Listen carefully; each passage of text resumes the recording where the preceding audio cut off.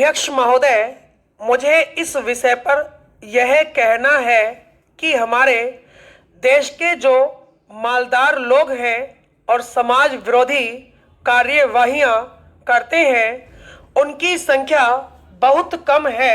यह बात सही है कि इस देश के प्रति जो लोग न्याय नहीं करते हैं, उनको ऐसा नहीं करना चाहिए। लेकिन यह सब होते हुए भी यह बात माननी पड़ेगी कि इस देश की परिस्थिति ऐसी है कि जिसमें व्यक्तिगत आलोचना करने से लाभ नहीं होगा। इस बात को ध्यान में रखकर हमारे देश के हर एक व्यक्ति को यह सोचना चाहिए कि सब लोगों के साथ एक सा व्यवहार हो, उनको समान अधिकार मिले और सबके वेतनमान एक ही आधार पर निश्चित किए जाएं, ताकि देश में सही रूप से समाजवाद आ सके। लेकिन यह किसी के पसंद करने या न करने का सवाल नहीं है, बल्कि हमारे देश की परिस्थिति ही ऐसी है कि जिसके अंदर इसको लागू नहीं किया जा सकता है। ऐसी हालत में इस प्रकार के कानून बनाने से या इस किस्म की पाबंदियां लगाने से देश का हित नहीं होगा। आप उसको बना सकते हैं, आप ऐसा कर सकते हैं, लेकिन यह बात आपकी समझ में नहीं आई। इस संसार में और भी बहुत सी चीजें हैं जिनको अक्ल के फंदे में नहीं बांधा जा सकता है, और हमारे देश का जो जनजीवन है उसमें इस किस्म की पाबंदियां नहीं लगाई जा सकती है। इसलिए मैं इसका विरोध करता हूं और मंत्री जी से प्रार्थना करना चाहता हूं कि इस विधेयक को इस देश की जनता के हित में वापस ले लें। लेकिन इसका मतलब यह नहीं है कि मैं देश की प्रगति नहीं चाहता हूं। यहाँ पर बहुत से माननीय सदस्य हैं जो कहते हैं कि वे इस बात का समर्थन करते हैं, लेकिन वास्तविक स्थिति यह है कि वे यहाँ तो आपका समर्थन करते हैं और बाहर इस बात का विरोध करते हैं। आपको समझ लेना चाहिए कि जब तक आपकी पार्टी के लोग इसका विरोध करते हैं, तब तक आपको इस बात को ध्यान में रखना पड़ेगा कि देश की जनता के ऊपर इस प्रकार का कानून नहीं लादा जा सकता है। इसलिए मैं यह निवेदन करना चाहता हूं कि जब तक हम अपनी नीति में मूलभूत परिवर्तन नहीं करेंगे, जिससे कि लोगों में विश्वास पैदा हो सके, तब तक आपकी नीतियां इस देश में सफल नहीं हो सकेंगी। आपको हर एक नागरिक को यह विश्वास दिलाना होगा कि गरीब से गरीब को भी किसी प्रकार से परेशान नहीं किया जाएगा और हर एक को रोटी, कपड़ा और मकान दिए जाएंगे। हर एक आदमी को विकास का पूरा मौका दिया जाएगा। तो मैं चाहता हूं कि सरकार इस सिद्धांत को स्वीकार कर ले और देश की जनता के सामने इस बात की घोषणा करे। जब तक ऐसा नहीं किया जाएगा और लोगों में विश्वास पैदा नहीं होगा, तब तक देश प्रगति नहीं कर सकेगा। चेंज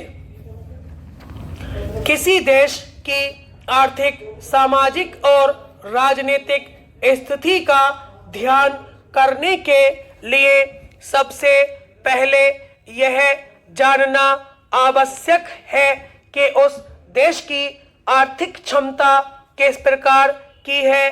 किसी भी राष्ट्र के हित में आर्थिक संबंधों का बहुत महत्वपूर्ण स्थान है। आर्थिक दृष्टि से संपन्न राष्ट्रों की ओर यदि हम दृष्टिपात करें तो मालूम पड़ेगा कि आर्थिक समता का सिद्धांत उन राष्ट्रों ने किस प्रकार से अपनाया है। आर्थिक क्षेत्र में जनता के हित अहित को ध्यान में रखते हुए ही देश में आर्थिक समता लाई जा सकती है।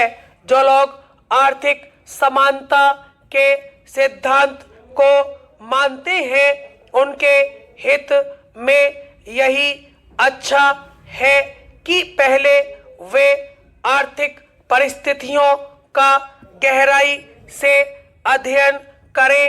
अभी तक संसार में आर्थिक क्रांतियां सिर्फ उन लोगों के माध्यम से नहीं हुई हैं जिनके हाथ में आर्थिक सत्ता रही है, बल्कि आर्थिक सत्ता जिनके हाथ में नहीं रही है उन्होंने ही आर्थिक और सामाजिक क्रांति लाने में बहुत महत्वपूर्ण योग दिया।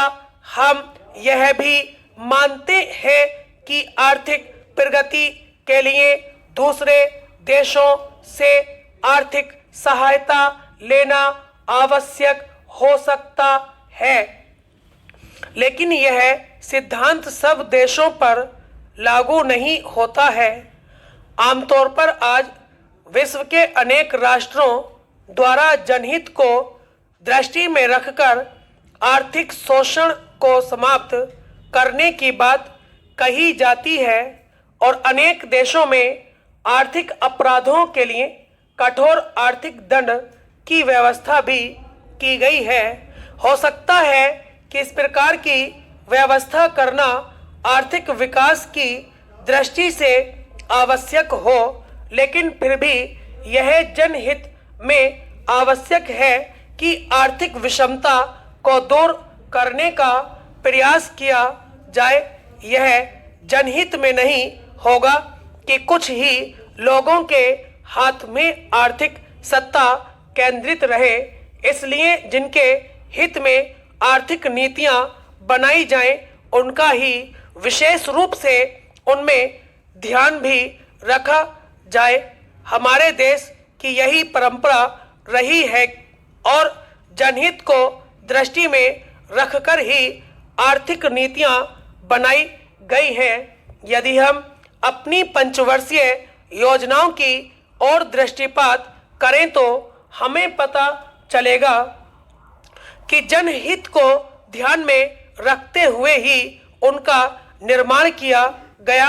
उनके द्वारा ही आर्थिक प्रगति हम कर सके हैं और आज देश में लोगों की आर्थिक स्थिति पहले की अपेक्षा अच्छी है। आर्थिक प्रगति से ही किसी राष्ट्र की प्रगति संभव हो सकती है।